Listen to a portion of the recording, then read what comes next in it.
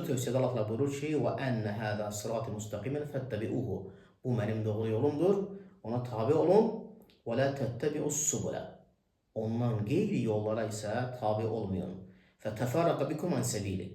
O yollar sizi mənim yolumdan ayıracaq. Bu ayələrdən çıxan faydalardan ən birinci götürdük ki, şirk nədir? Ən böyük haramdır. Ən böyük vacib də nədir? Tövhiddir. Allahı təkləşdirmək, Allahı tək etmək. İbadətdə də, rububiyyətdə də və ad və sifətlərdə də, tövhidin bütün qismlərində. İkinci götürdüyümüz faydalardan valideynlərin haqqı insan üzərində Allahın haqqından sonra gələn ən ikinci əzəmətli haqdır.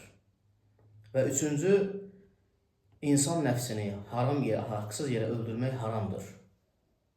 Xüsusilə də o insanın yaxın qohumu olarsa belə, bunun haramlığı daha şiddətlidir. Dördüncü, yetim malını yemək haramdır. Əksinə, yetim malını qorumaq vacibdir və Allahın əmrlərindəndir. Beşinci faydalardan insanın sözdə, əməldə vacibdir ki, ədalətli olsun. Hətta ən yaxın qohumu olsa belə və yaxud da uzaq adam olsa belə. Altıncı faydalardan əhdə vəfalı olmağın vacibliyini buyurur ayə.